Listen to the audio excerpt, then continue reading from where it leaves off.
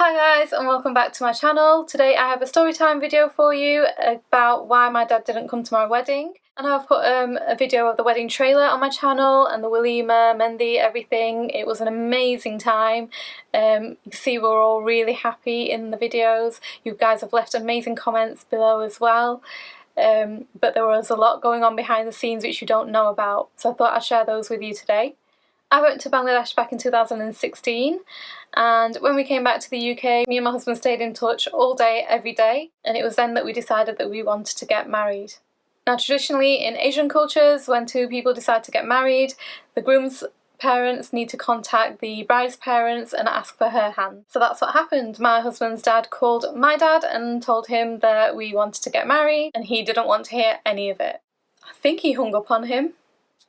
The rest of my family weren't sure about it either, all for the same reasons. They wanted me to marry somebody here, somebody who had a good job, who had a good education. You know, I have a degree, they wanted somebody at degree level. You know, I'd have to become the male of the household. I'd have to do everything for me, my husband and our family. Whereas really it should be the other way around. My husband should be the one taking care of me. Again, that's traditional, things are different now, but that's just the way they were looking at it. You know, you've got to remember my parents are from the older generation. They haven't modernised as much as you would expect. They're still kind of stuck in their ways. Especially I think in Asian culture we are still a little bit backwards and we're slowly coming round.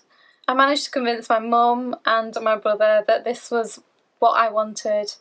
That those things didn't matter. I was still willing to go ahead despite that, and I think they could genuinely see that I was happy. I think my mum's main concern was she'd been looking for me for 2 years, she was struggling to find someone, I was struggling to find someone, and now that I have found someone, that she didn't want to let it go, just in case it took me another 2 years or so to get married.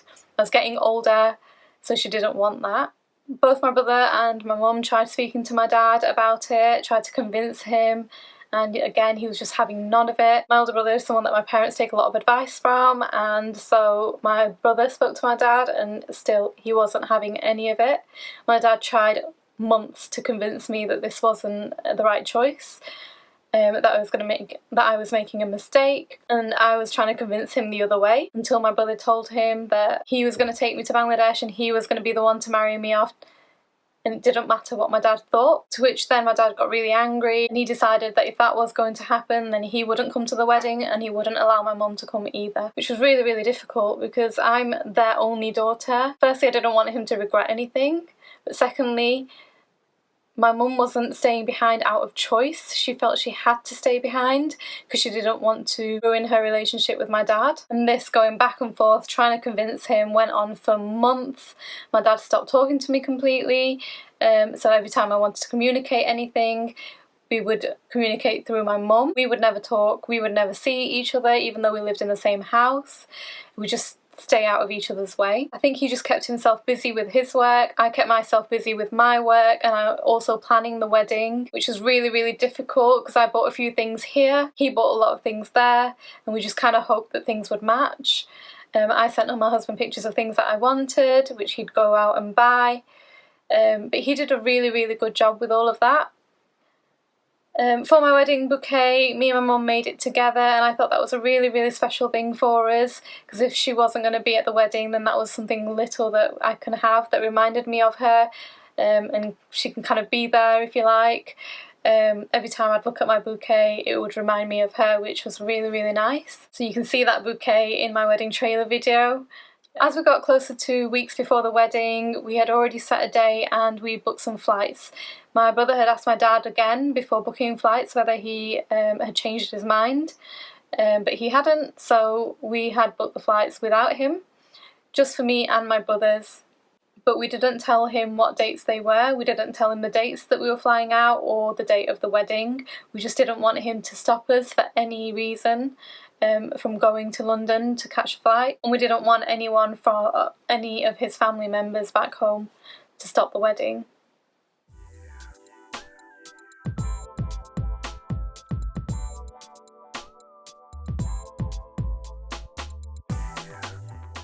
So the idea was that when my dad went to work, me and my younger brother would leave the house with our suitcases, get on the train to London, stay with my brother for a couple of days, and then get on the flight to Bangladesh.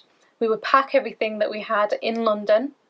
So my wedding dress that I bought went straight to his house. I bought my wedding dress in London. My Walima dress also in London.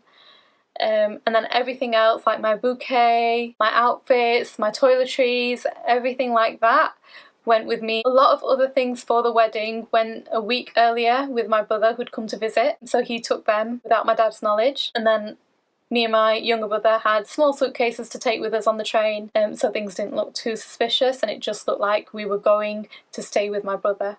Of course, on the day we said bye to my mum. She wasn't coming to the wedding, so left her at home. And she was going to greet my dad when he got back home. We'd got on the train and we went down to London, and when we got there my brother called my dad and told him that this was it, that we were staying with him for a couple of nights and then we were going to fly out to Bangladesh for the wedding. He asked him again if he wanted to come with my mum, and again he said no. He asked him if he would just send my mum on her own, and again he said no. So that was it. I was going to get on the flight with my brothers and they were going to marry me off without my parents there. We got on the flight and we arrived in Bangladesh the next morning. We were greeted by my husband and my aunt, and as soon as we saw my aunt, she was like, "Oh, it's amazing that your mum's able to come." And I was like, "What? What do you mean?" And she's like, "Don't you know? Your dad's put her on a flight."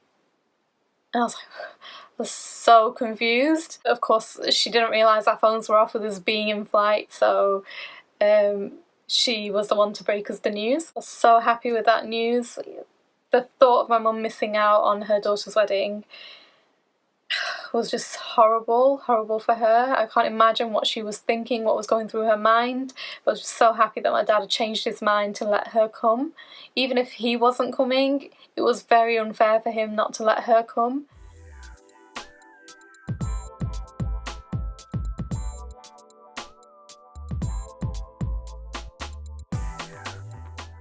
So she was on the next flight. She was going to arrive that morning.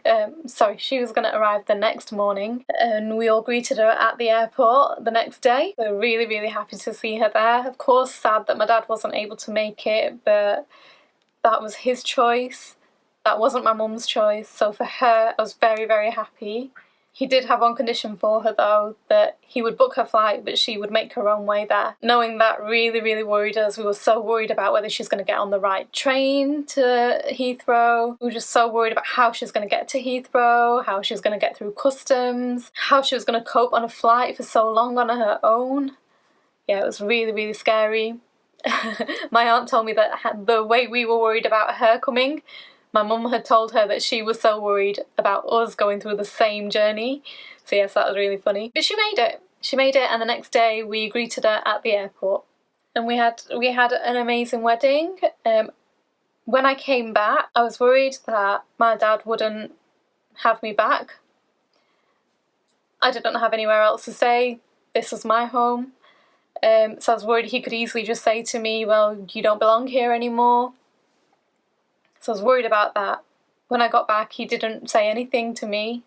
We were still not talking. I told him that I was here, I said my salam, and he salamed back, but that was it. He wouldn't talk to me after that. Didn't ask me anything about how the wedding went, nothing. And he wouldn't speak to me at all, just like he didn't before the wedding, and we carried on with life like it was.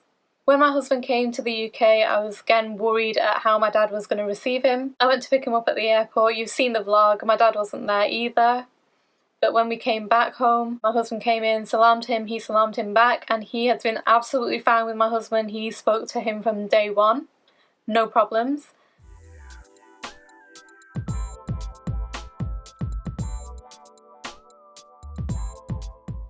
But for me, however, he still wasn't speaking to me, and it wasn't until a few months later that I ended up in hospital that my dad actually started speaking to me. So it took him to see me in pain to speak to me. But since then, everything's been absolutely fine. We get on just like we used to before. And he helps us out a lot. He's helped us trying to find a house for us both to live in. A lot of my friends ask me if I'm angry about the way he was behaving, and I'm not angry because I can see it from his side. I was just upset about it. I didn't show it on the outside, but I think I was, because I grew a massive eczema patch and I never had eczema before that, so I think it was stress related. He just didn't know any better, and that's how I see it.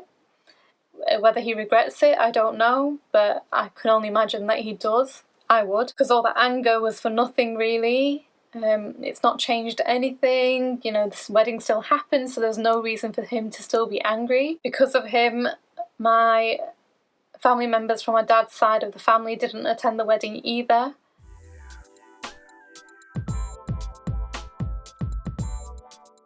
In a way, I was kind of glad that they weren't there. In Bangladesh, it's tradition that when a bride is getting married, for the family members to sort everything out. They would have had to sort out the venue, they would have had to sort out the dates, the stage, everything, the food.